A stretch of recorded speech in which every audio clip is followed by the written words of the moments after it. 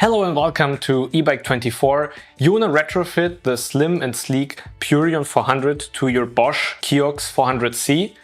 In this video, I'm going to show you how to do that, what parts you need and how you can set up the displays. Now, first let's get to the parts that you need. Of course, the most important thing, the Purion 400, and with that you can choose between two different handlebar clamp sizes, either 31.8 or 35 millimeters.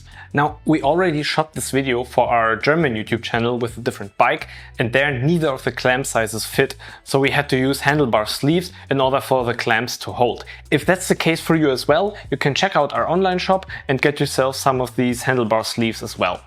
Additionally, you also need another display cable, because what we have to do is connect a long display cable from the motor to the Purion and then from the Purion to the Kiox. So you need either two display cables or you can use one Y cable like it already is installed in this bike, where you have one cable with two connections. For the tutorial we shot on the other bike, we used a longer and a shorter display cable.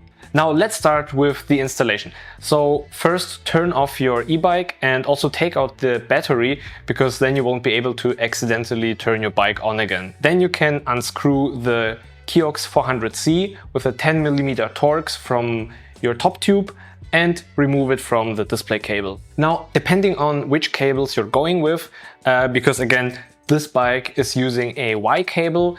In our tutorial that we already shot with the other bike, we used two cables, so we're gonna go with that.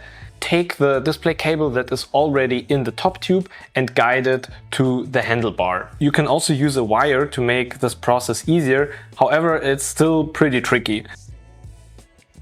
And as you see in our tutorial, we even had to unscrew the handlebar to get better access, which made the whole process way easier. Now, you can also use this chance to insert the second cable into the head tube, and yeah, this way all our cables are already in place. Then just reattach the handlebar and screw it tight. Now that the cables are all in place, we can install the Purion 400. Attach the Purion's clamp to the handlebar and screw the Purion to the clamp itself. It kinda needs to be clicked in and screwed tight from below with the screw that is included in the packaging.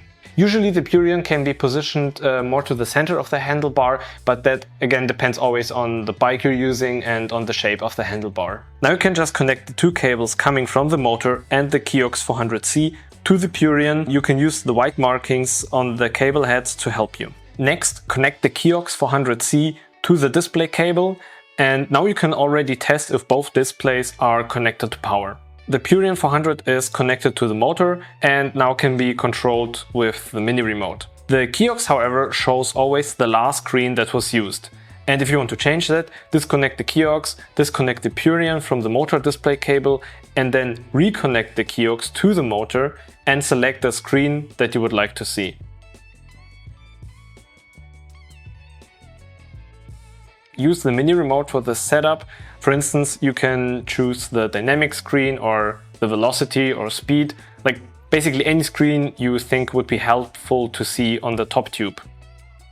Then you can reconnect the Purion to the motor cable and the Kiox 400c to the display cable coming from the Purion. Now we see that the speed monitor is shown on the Kiox, and on the Purion you can select the screen that you like with the mini remote. Now you can place the Kiox into the top tube, screw it tight again with a 10mm Torx, and that's it. All the parts you need you can find at our online store. If you want to see more informative videos and tutorials about e-bikes, then subscribe to our YouTube channel. If you enjoyed the video, give it a like, and I'll see you in the next one.